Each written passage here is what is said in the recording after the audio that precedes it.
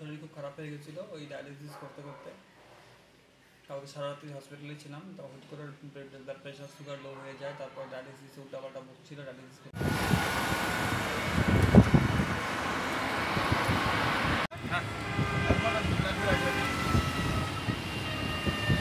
আজকে আমি করলাম। ও তো পুরো অসুস্থ একদম, আর ডাক্তার কাউকে দেখতে আসছিলো, কালকে ওপিডি দেখবে। এই কয়েকদিন হসপিটাল যাওয়া আছে মোটামুটি বুধবার পর্যন্ত। এদিকে মমতা ব্যানার্জি উত্তরবঙ্গে আসছে, যেখানে থাকি এখানে রাস্তা ব্লক থাকবে। তো কালকে সকালেই আমরা বেরিয়ে যাবো এখান থেকে একদম। মোটামুটি 3 দিনই হসপিটাল যাতায়াত করতে হবে আমাদের। খুব সমস্যা হয়ে গেল এর মধ্যে আমাদের একটা বিশাল। আমাদের স্কুলের স্যালারিটা এখন ঢোকেনি, মানে চাপে আছি, খুব সমস্যা পড়ে গেলাম। কী যে হবে, আশা করি সব ঠিক হবে ভগবানের কৃপাতে। ওকে একটু নিশ্চিত থাকতে বলো, সবাই সান্ত্বনা দাও। এখন তো ঘরে আসছে, মোটামুটি আছে, একটু খেতে বলো ঠিক করে, ডিম টিম একটু খেতে বলো, মাছ সবজি টাইমে টাইমে খাওয়ার, প্রোটিন সব। থ্যাংক ইউ গো, তোমরা একটু পাশে থাকো। আমি ব্লগটা দিলাম। অসুস্থ হয়ে পড়ছে পুরো একদম, সোডিয়াম পটাশিয়াম লো হয়ে গেছিলো, তারপরে তো এখন আছে মোটামুটি। কালকে তো খুব বকবক করছিল ডায়ালিসিসের সময়, তারপরে 24 ঘন্টা অ্যাডমিট ছিল, এখন আসলাম। শরীর খুবই খারাপ, আমার শরীরও খুব খারাপ। ওকে ডায়ালিসিস চলাকালীন খুব প্রবলেম হয়ে গেছিলো ওর একদম। 8 ঘন্টা ট্রিটমেন্ট চলে কালকে। শরীর খুব খারাপ হয়ে গেছিলো ওই ডায়ালিসিস করতে করতে। কালকে সারা রাত্রি হসপিটালে ছিলাম, তো হুট করে ব্লাড প্রেশার সুগার লো হয়ে যায়, তারপর ডায়ালিসিস উল্টাপাল্টা বকছিল ডায়ালিসিস করতে করতেই।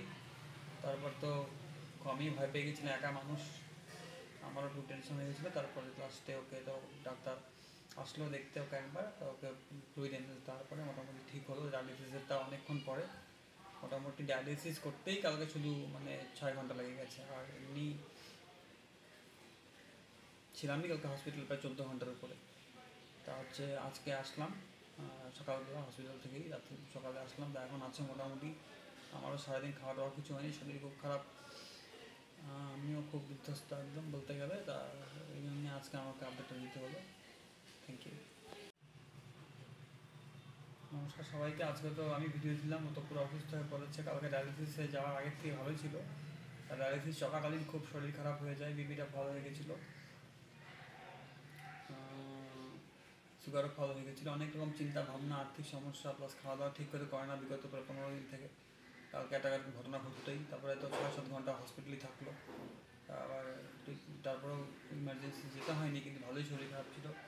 ওখানেই বাড়ি আসেনি কালকে রাতে, তো ওখানেই একটা হসপিটালের পাশে একটা রুম থাকে।